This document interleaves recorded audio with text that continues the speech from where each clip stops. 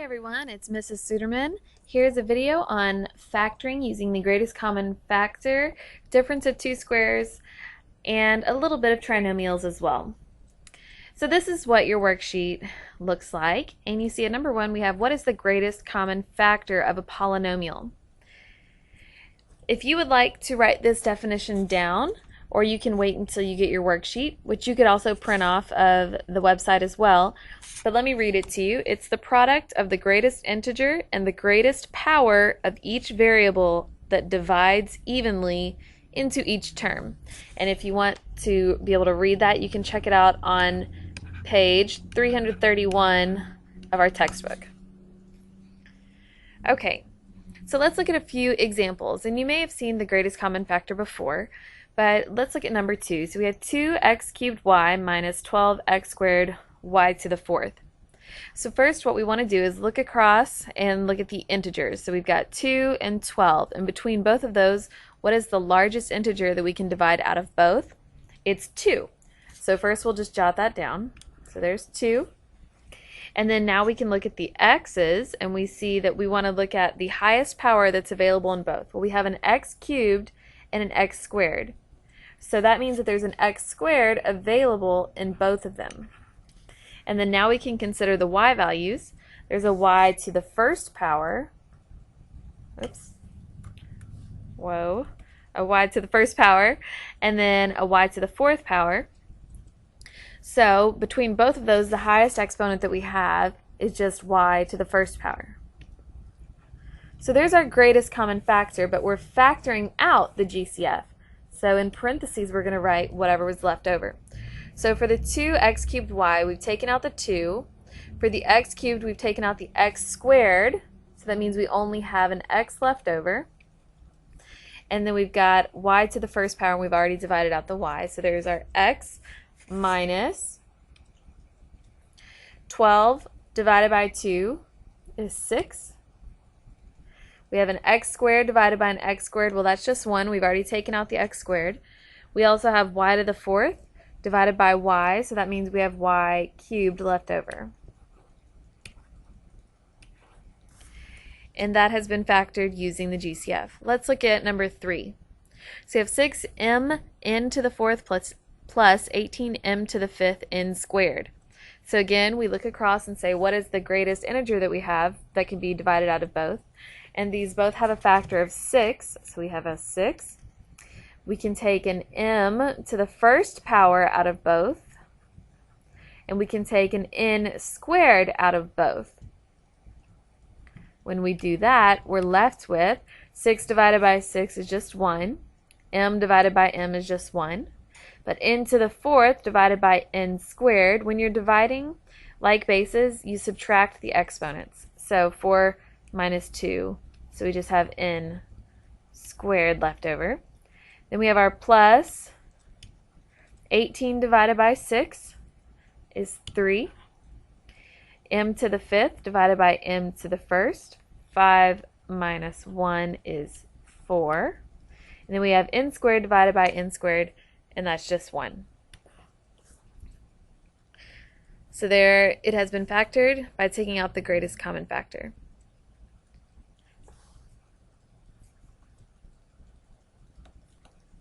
Okay, scrolling down the page a little bit, let's look at number 10. What is a perfect square? A perfect square is a number whose positive square root is a whole number. You can check out that definition on page 21 of your textbook. So number 11, how many perfect squares do you have memorized? Well, you can fill those in on your own time. So let's take a look. Is x squared a perfect square? Or y squared? Or 16x squared? Well, if the definition is where a positive square root is a whole number, or in other words, when you take the square root, you get a pretty answer. Well, then x squared is a perfect square because the square root of x squared is just x. So yes, the square root of x squared is x. So that looks nice. The same thing for y squared. The square root of y squared is just y. And the square root of 16 squared, 16x squared, I'm sorry. Well, the square root of 16 is 4, and 16 is a perfect square. And the square root of x squared is x. So 16x squared is also a perfect square. So x squared, y squared, and 16x squared are all perfect squares because we can take the square root of them nicely. So what is a difference? Of course, you've heard of a difference before. It's just whenever you are using subtraction. But for a difference of two squares specifically, it would be a polynomial of the form a squared minus b squared, which could be written as the product of a plus b times a minus b. And if you want to look at that definition in your book, that's on page 336. So if we want to give an example of the difference of two perfect squares, how about x squared minus 25? This is just one example of course, an endless number of possibilities. But it's a difference because of that minus sign in the middle. X squared is a perfect square, and 25 itself, you just ignore the sign, is a perfect square. So that's a difference of two perfect squares. So why did we look at that? Well, the difference of two perfect squares will always factor, but not if it still has the GCF in it. Factoring out the GCF is always the first rule of factoring, and it will factor into conjugates. So for example, x squared minus 25. Well, you get x plus 5 times x minus 5. These two are conjugates because they look the same except for the sign in the middle is opposite. So the factors x plus 5 and x minus 5 are conjugates, binomials with the same first term and last terms, with the same first term and the last terms are opposite. So how are the first and the last terms of the binomials found? Well, you notice that the first term of each is x and x. Well, those squared, x squared is what we started with. So the square root of x squared is how we got the first term, and the square root of 25 is how we got the second term, and then we just had opposite signs. So just to make sure you're realizing that it always needs to be opposite signs, whenever you factor out, when you FOIL out x plus 5 times x minus 5, so first we have x times x, which is x squared, outside minus 5x, inside is plus 5x, and last is negative 25. Well, the negative 5x and the positive 5x cancel, so you're just left with that x squared minus 25. That's why this only works for the difference of two perfect squares. Because if we had x squared plus 25, and we wanted to factor that, well, the only factors of positive 25 would be positive 5 and positive 5, or negative 5 and negative 5. Well, if we tried x plus 5 times x plus 5, we would get x squared plus 10x plus 25, and that's not the same thing. So that doesn't work. And if we do x minus 5 times x minus 5, you get x squared minus 10x plus 25, and that doesn't work either. So the only time that we can factor where the first and the last terms are the same but the sign in the middle is opposite is when we have a difference of perfect squares, not when we have a sum. So let's just look at a few examples here. On number 16, we have x squared minus 121. So knowing the pattern that we know, we can put our parentheses already. And by the way, always check first to see if the GCF has been taken out. There are no greatest common factors between x squared and 121, so we're good to go. So the square root of x squared is x, and the square root of 121 is 11. And then you just make sure they're conjugates. So we have a plus in one and a minus in the other. The order of the plus and the minus sign don't matter. On number 17, again, check to see if there's a GCF that can be taken out. Well, we can take a 3 out of both of these. So first, we'll factor out the 3, and we'll be left with y squared minus 16. So now we have the 3 in the front, and now we have a difference of 2 perfect squares. So to factor this completely, we'll have 3, and we can leave that there and then do the difference of perfect squares like we did before. The square root of y squared is y, the square root of 16 is 4, and we put the opposite signs. And one more example. Let's look at number 19. We have x to the 4th minus 81. There isn't a greatest common factor to take out, but we already have a difference of perfect squares. So the square root of x to the 4th is x squared. The square root of 81 is 9. And then we need to have opposite signs. But are we done here? No, we're not. Check out this second term, x squared minus 9. That again is a difference of 2 perfect squares, so we need to factor this one more time. So we'll get x squared plus 9 times the square root of x squared is x, square root of 9 is 3, and then the opposite signs. Now that has been factored completely. So we get x squared plus 9, x plus 3, x minus 3. Okay, so let's look at factoring trinomials with the constant term c is greater than 0, and the leading coefficient is a equals 1. So just so you remember, this is ax squared plus bx plus c. So that c that they're talking about is greater than 0. That's this 12 in this example. And the a equal to 1, that's just the coefficient in front of the x squared.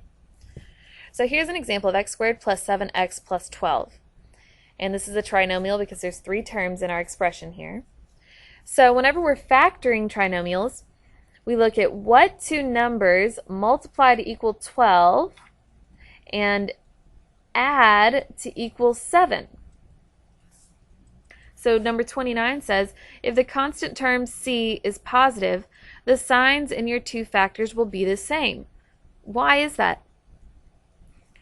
Well, if the constant c is positive, we get that from multiplying the second terms in each of our binomial factors.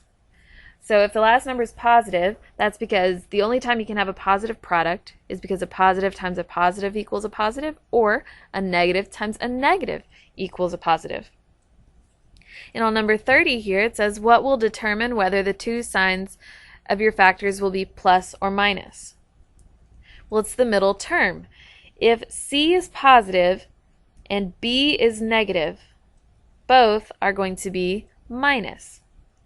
If c is positive and b is positive, both factors will be plus. So if we look at this example, factoring the following trinomials, let's look at number 31.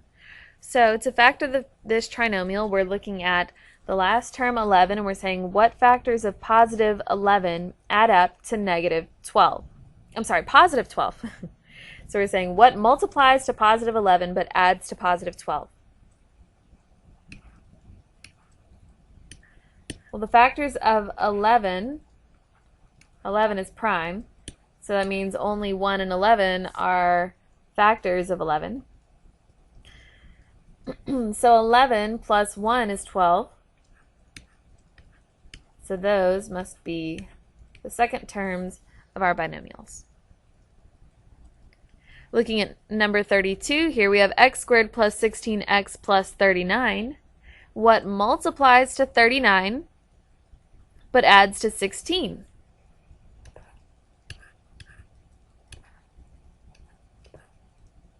Well, 39 is the same thing as 13 and 3, and 13 plus 3 is 16. So those are the factors. X plus 13, x plus 3 are the binomial factors for x squared plus 16x plus 39. And then 33, we have x squared minus 7x plus 6. So what are factors of positive 6 that add up to negative 7?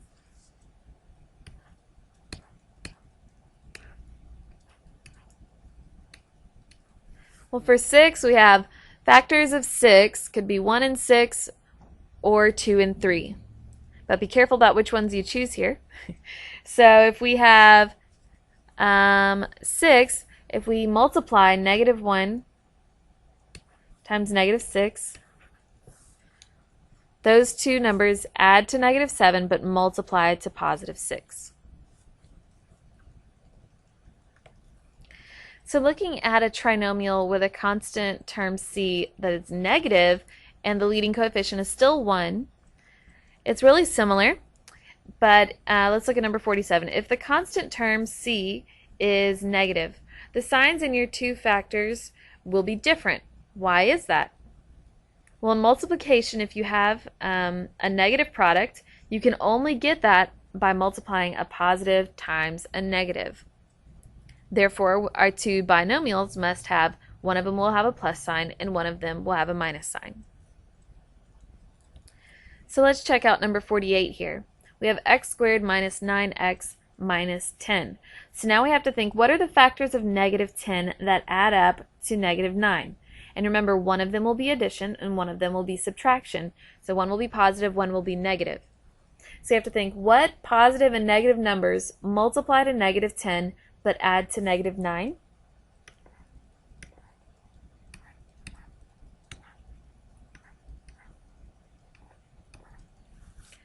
Well, -10 we can get by multiplying -10 times +1, and -10 plus 1 is -9. Let's look at number 49. We have x squared plus 8x minus 9. So again, what factors of -9 add up to +8?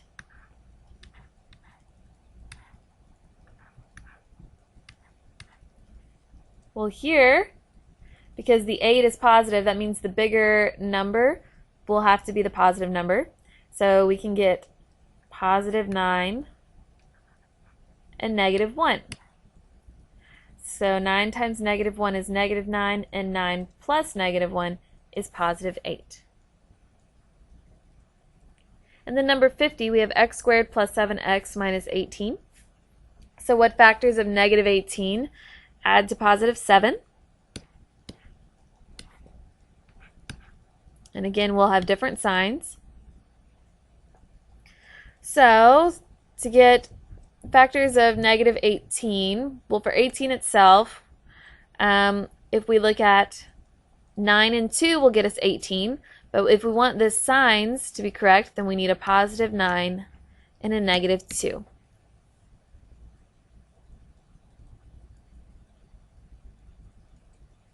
All right. Well, that's enough examples for us here. You can print out the worksheet on your own if you would like, and you can work through it, but that's what we'll have to do in class tomorrow. And if you have any questions, I'll see you then, and I hope you took good notes. See y'all later. Bye.